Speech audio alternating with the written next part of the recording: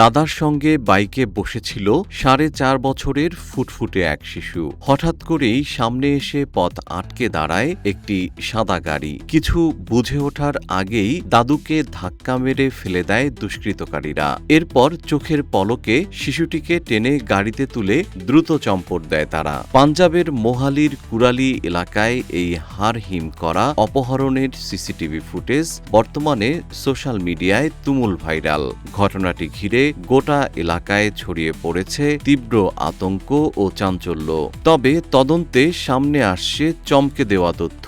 পুলিশের প্রাথমিক ধারণা, এটি কোনো সাধারণ অপহরণের ঘটনা নয়। এর পেছনে রয়েছে জটিল পারিবারিক দ্বন্দ্ব ও সন্তানের অধিকার নিয়ে দীর্ঘদিনের আইনি লড়াই। জানা গেছে, শিশুটির বাবা ও মায়ের মধ্যে কাস্টডি নিয়ে আদালতে মামলা চলছিল, আর সেই বিরোধের জের ধরেই পরিকল্পিতভাবে শিশুটিকে তুলে নেওয়া হয়ে থাকতে পারে বলে সন্দেহ করছে পুলিশ। ইতিমধ্যে ভাইরাল হওয়া সিসিটিভি ফুটেজ খতিয়ে দেখে সাদা গাড়িটির পরিচয় শনাক্তের চেষ্টা চালাচ্ছে পাঞ্জাব পুলিশ।